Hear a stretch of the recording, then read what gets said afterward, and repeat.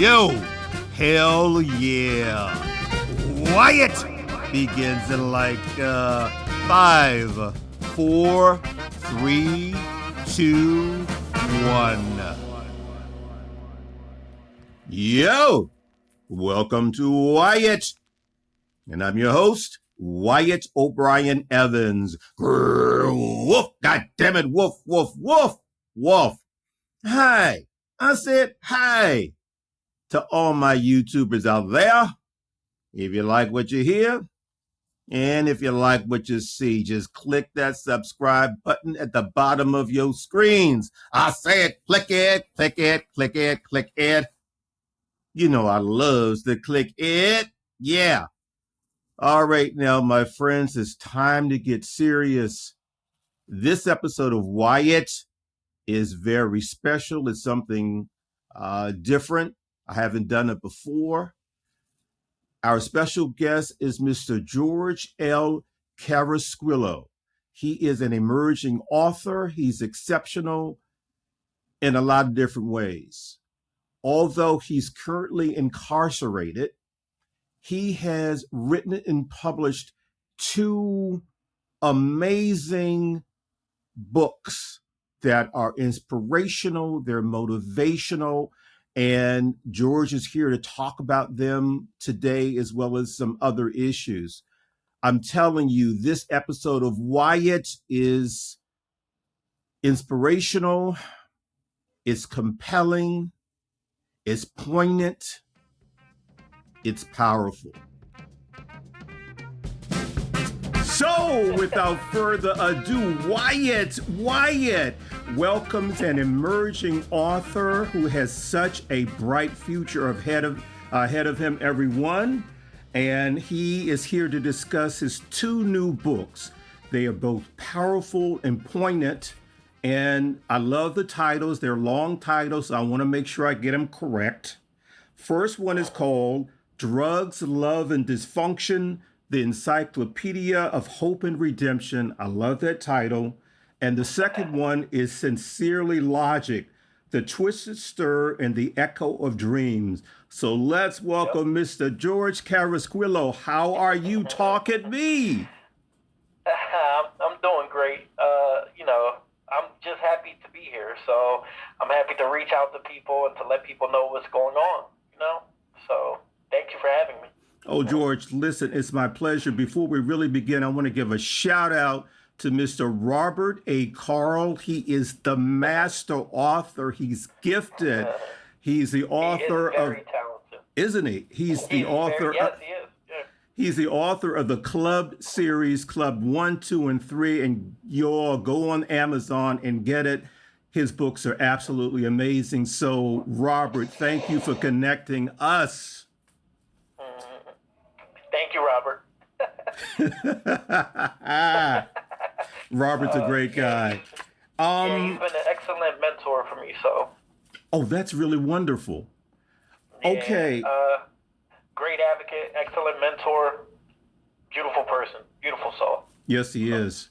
Now, George, you've created 2 triumphs. You really have in writing both books, and you are currently incarcerated. Yes. So, I mean, I know people who are, free and they claim they want to write a book and they never get around to it. But I have to commend you for doing it. So tell us we're going to really get into your books a little bit later, but for right now, what was the impetus behind you writing both of these books? Well, to be honest, my very first book is a short memoir. Oh, okay. Chronicling some of the traumatizing experiences that I had, right before my incarceration, what led me to my incarceration, and some of the things that I've learned during my incarceration.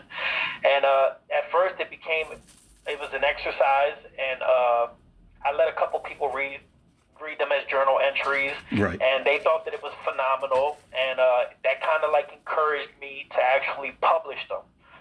And if it hadn't been for certain people who read them and were inspired by some of the events that took place both inside and outside for me, I don't think that I actually would have done it. Right. So I want to commemorate those people, you know. So it took a lot of a lot of support for me to actually decide to actually do it. So. Well, you know, man, I'm so glad you wrote both books. We're going to get into them a little bit later, but they're raw, they're powerful, they're real. And Drugs, Love, and Dysfunction, the Encyclopedia of Hope and Redemption, is a collection of stories about persons recovering from addiction. And Sincerely Logic, The Twisted Stir and the Echo of Dreams, is your memoir. And correct me if I'm wrong, but I found that in particular, the latter deals with the intersection or the convergence of poverty and violence and drug addiction. That is very true. I feel as though there are a lot of individuals that are, you know, born handicapped when they are born into certain environmental issues. Right. And, you know, there's a lot of politicians and a lot of people in Congress, even the president and everybody else, they know that these particular things are going on. And, you know, when they go up for campaigning or when they, you know, decide to take office, they're constantly promising that they're going to make changes. And the ones who suffer are people from urban areas. You know, there's so much drugs and just so much self-destructive behavior, but I do believe that if people had the proper tools, that they could become successful or they could lead the lives that they want to lead that is more fulfilling than the lives that they're currently leading now. So, yeah. As you... No, please continue. Well, as you noted, you said it earlier that a lot of people on the outside said themselves that they would like to publish books, and you know, they never actually sat down and sat there and wrote. So Drugs, Love, and Dysfunction is a collection of short stories from individuals that I've encountered who, you know, for one reason or another couldn't sit down and write their stories themselves, but I was inspired by those individual stories, and I decided to help them along so that their story could get out there, you know, and I think that it brought them a lot of self-worth and especially where they're at now. So, yeah. Okay, that's excellent. What I want to do now, because, you know, the Wyatt audience is nosy. We like to know people's backstory. So please tell us where you were born and raised.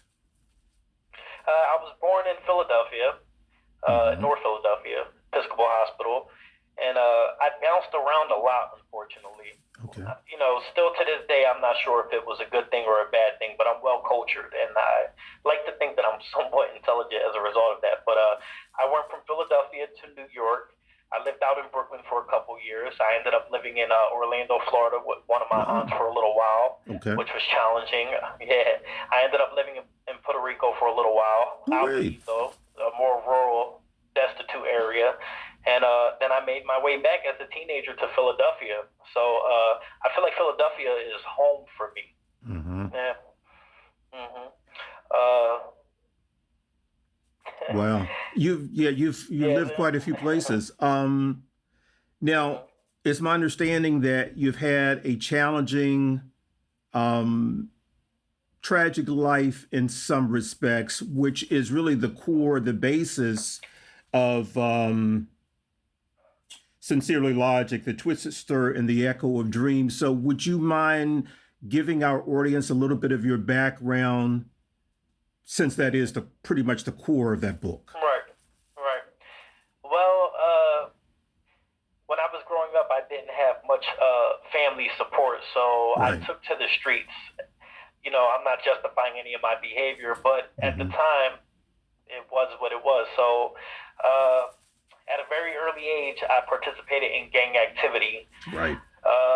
You know, I was taught and molded to steal, to rob, to sell drugs, to, you know, do whatever I felt was necessary in order for me to survive. As a result of that, there was a lot lot of trouble my way. The first time I was incarcerated, I was 13 years old.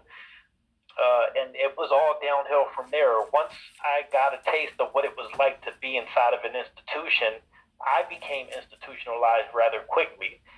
I got back out into the streets, and I did what I always do. The only thing I knew how to do at the time, survive. As a child, I slept in and out of abandoned houses. You know, there were individuals that I regret to say that I used in order to survive. Sure. But yeah, that pretty much sums up where I was in my life. So, yeah. Okay. I came a long way since then. Well, you know what? You made it, you survived, and you have, like I said, writing 2 books, even writing 1 book, you know, it is tough, and you did it while incarcerated. And I have to, man, you know, I have to tell the audience that, particularly with your memoir, Sincerely Logic, you are truly a gifted writer. You were able to have the guts and the balls to turn yourself inside out, to bring the reader into your world. I mean, man, George, it's raw, it's real, it's full of truthfulness. And the beauty is just that. Within your realness and your rawness and your truthfulness, the beauty is that people can see what you went through. And so many of us don't want to, you know, we don't want to deal with that aspect of people's lives. So you have really done us such a great service in giving us a window, a door into what you went through. So some of the challenges, they actually continue. Like you said, I am in fact incarcerated. I am currently at SEI Phoenix, and I am on my way home. I see the parole board in about 5 months. I did some things in here that I'm not particularly proud of, but like you said, one of the most things that I am proud of is publishing these books. My first book, my memoir, actually, once it was published, there were inmates who were able to get a hold of it via Amazon and through their family. And when they read it, you know, they used something that I felt triumphant about, and they used it as a means to demonize me, or a means as a weapon. And there was a lot of conflict behind it, and they tried to break me down, and they tried to tear me down, and they tried to call me all types of things. But at the end of the day, it's because of that I chose to continue writing. Absolutely. So, yeah, there are always going to be people who are vision thieves or dream thieves, and you know, no matter what you do, they're always going to try to tear you down. And that's one thing about life.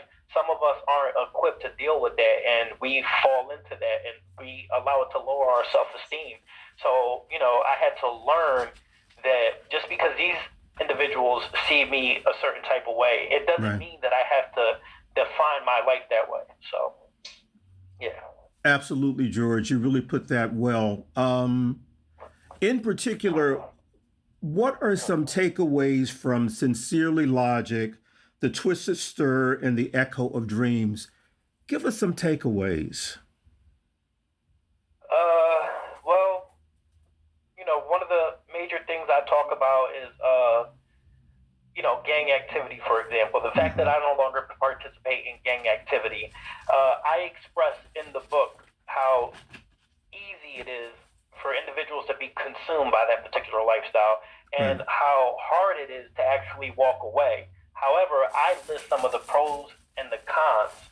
You know, so there are, in fact, pros and cons, which is why people do participate in that particular lifestyle. They feel as though it's lucrative, or that there are some other incentive. However, you know, from my experience, all I've ever seen were horrifying things. There are people that I've lost that I'll never be able to get back or never be able to talk to. So, you know, even though it's hard getting out, there is a way out. Most people feel like there isn't a way out, and they're intimidated by the masses. You know, they're afraid to let people see who they really are on the inside. So they put on this persona, and you know, they end up spending a majority of their lives not being happy. So that's one of the things that I highlighted there. I also talk about some of the corruption with the police in Philadelphia, where I spend the majority of my time from. I highlight a good friend of mine who was raped and murdered, Nicole Riley, amongst other people, and about how the Philadelphia Police Department, left us to fend for ourselves when organizing search parties to look for her. I talk about police brutality, brutality amongst each other, and the main thing that I want to highlight is that we're all brothers and sisters. Right. Like, if we all had the same mentality and we all came together, like, all of the things that we complain about that isn't taking place, anywhere in any area, we can make a change if we stood together and actually, motivated each other and uplifted each other and encouraged each other. And that's one of the main things that I try to highlight in my book. So, yeah. Well, you do it so well, George, and like I said, your prose is so on point. I mean, you really take the reader into your world, which is so necessary. And what I would like to do is have you back like sometime next year, and we can continue this conversation. And then I want you to also do a reading if that's allowed. This time next year, I will be out there.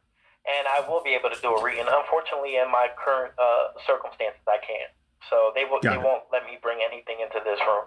So, but this time next year, I'm very optimistic that I'll be home, wearing civilian clothes and doing some of the things that I want to do. So, yeah. That's great. Well, that's definitely a date. Question for you, yes. George, and this may sound like a cliched question, but I'll ask you anyway. Okay. What have you learned through this experience? Would you have done something differently, or? I honestly, to be 100% honest with you, although I've made mistakes, and I do regret some of the people that I hurt during, my transitions in life. I feel like I wouldn't be where I'm at today, both mentally, spiritually, emotionally, if I hadn't made those mistakes. So, like I said, I do regret hurting some of the people. Sure. However, I don't think that there is much that I will change, because I feel like every individual has a purpose, whether some people find that purpose and decide to act on that purpose or not. But I feel like a lot of the suffering that I did is so that I can be the person that I am today, so that I can go out there and I can help some of the younger people, be able to identify what's really going on in their lives, and, how to fix it or what direction to take with their lives. And, so I do regret hurting people, but I don't think that I would change much. Yeah. Well, you would be a great motivational, inspirational speaker. Thank you very much for that. I see that. I actually, I just finished my GED and I'm waiting for the certificate now. And it took me a long time to be able to obtain, my something equivalent to a high school diploma. But however, it's opened doors for me. So Robert Carl, like I said, he is one of my main supporters and one of my main advocates. And even when I feel like I can't do it, he's constantly pushing me in the direction. And if it wasn't for him, I probably wouldn't have had my GED. But him and I talked about taking courses through Stafford University so that I can get my drug and alcohol counseling certificate. There are several different courses in between, and I'll start the correspondence courses. And once I get that, I think that will further open doors so that I can go into, places like the Youth Study Center, or, places like Coleman Hall and Hoffman Hall, and be able to work with actual people that are hurting and that need healing, and that, that can't do it by themselves. So, yeah. That's I have a lot to look forward to. That's a good plan. So if you don't mind, I'll sign on to be one of your advocates as well. So, hey. That is beautiful. Thank you very much. So that actually makes me feel really good. Prison can be a very lonely and desolate place. I can believe it. And there are a majority of people in here that deserve to be incarcerated. And then there are people in here a larger majority who don't deserve to be incarcerated, who suffer from mental health issues or suffer from addiction or, suffer from other related issues. And, I feel like we have a real problem in America with mass incarceration, and that causes a disturbance in our urban communities, a disturbance between the people who are supposed to be helping the residents and the residents themselves from trusting the people who put that uniform on. And that's a problem, the lack of trust, the lack of communication, the fear of retaliation, the corruption, the brutality. It's just so some of the people in here come with very horrifying stories. And I thought that I felt sad for some of the things that I went through, but there is always somebody out here who is suffering more than us, somebody who deserves a chance. And some of those people never get those chances, Wyatt, and that hurts a lot. Every day I wake up, it's redundant. And the only thing that isn't redundant are the people who come in and out. So, similar stories and very horrifying. A lot of pain in prison. Yeah. George, give us the titles of both of your books again, please. Okay, so my personal memoir is called Sincerely Logic. It has a subtitle, The Twisted Stir and the Echo of Dreams. I suffer from night terrors and post-traumatic stress and hypersensitive mood disorder. And that is what encouraged me to actually use that subtitle, The Twisted Stir and the Echo of Dreams. So now I've been able to suppress some of those dreams. It's chronic mental health issue, and sometimes I can't help the night terrors that I have. So again, that's Sincerely Logic, The Twisted Stir and the Echo of Dreams. The second one is called Drugs, Love, and Dysfunction. And in my book, in the acknowledgments, I actually talk about the individual who inspired me to use that particular subtitle, because like I said, there are a lot of people in prison who don't belong in prison. They belong in rehabilitative centers, drug and alcohol treatment centers. So they come into these places and, their ties from the outside world are severed. And that inspired me to write Drugs, Love, and Dysfunction, which is my second title. Okay. Now, how can we connect with you? Can you give us any social media information? I actually have a poetry website. It's www.sincerely.com. On there, I advertise my two latest books. You can click on them and they'll take you directly to Amazon. Other than that, it's very unfortunate that I have no Facebook or anything like that. But I do have that website. Would you give us the title of that website one more time, please? Sure. One more time. It's www.sincerelylogic.com.